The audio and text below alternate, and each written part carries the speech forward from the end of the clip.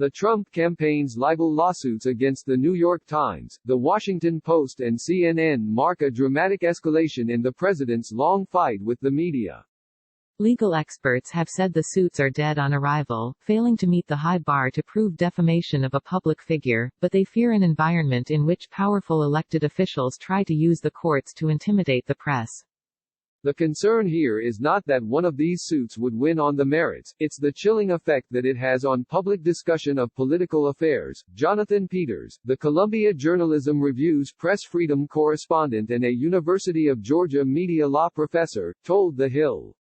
Trump has regularly attacked the press, often referring to reporters as the enemy of the people, but the latest lawsuits, targeting an op-ed from The Times, one from CNN and two separate opinion columns in The Post, mark the first time he has sued news organizations as president.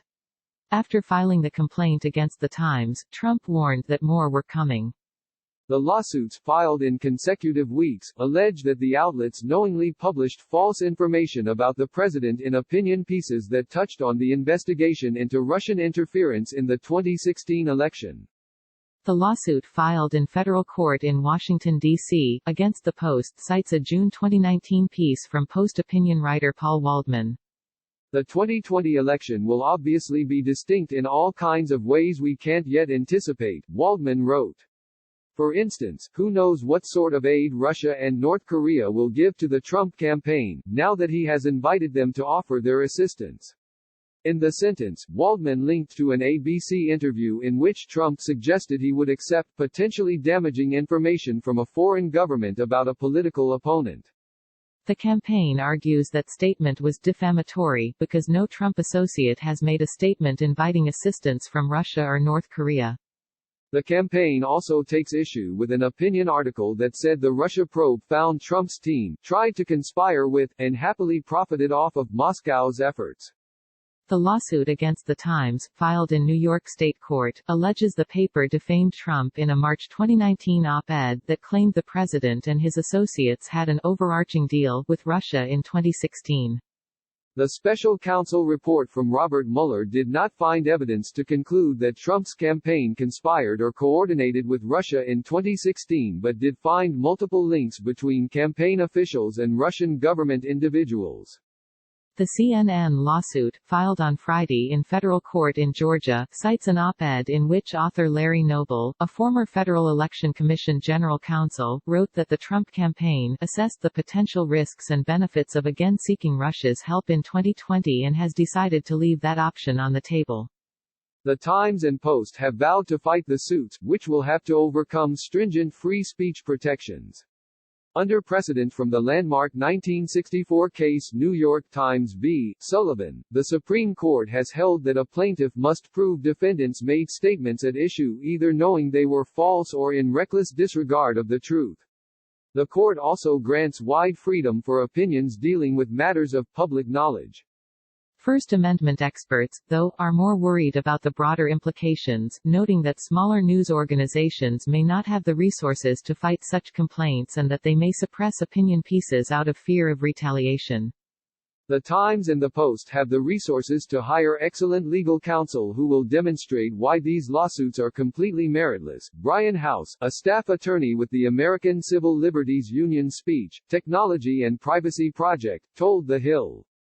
But news publications or even individuals who don't have access to these resources are very naturally going to think twice before saying something criticizing the president if they're worried that the president's campaign team is going to be filing even a meritless defamation lawsuit against them. House said the Trump campaign's legal actions are prime examples of what are known as strategic lawsuits against public participation (SLAPP), which press advocates say are filed with the intent of silencing discussion on topics of public concern and drawing out lengthy, financially burdensome court disputes. 30 states and Washington, D.C., have implemented anti-SLAPP laws, but the protections they offer vary. For instance, New York's anti-SLAPP law protects only petition activity, while Washington, D.C.'s protects any acts in furtherance of the right of advocacy on issues of public interest, including written statements.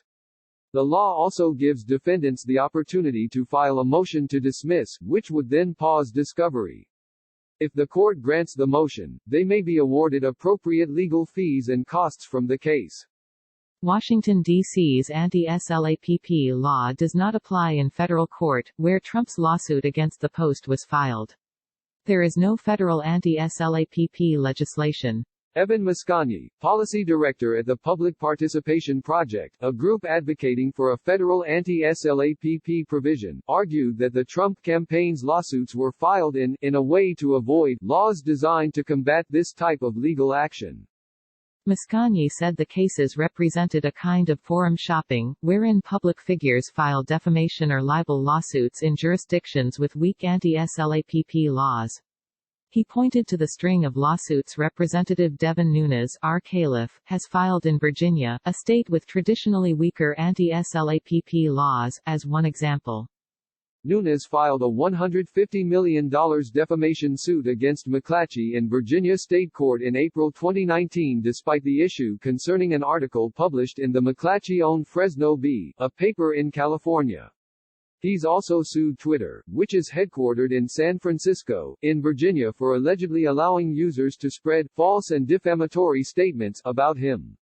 The high-profile nature of these cases has some advocates hopeful they will lead to a concerted push for more protections against frivolous lawsuits they believe are designed to blunt speech.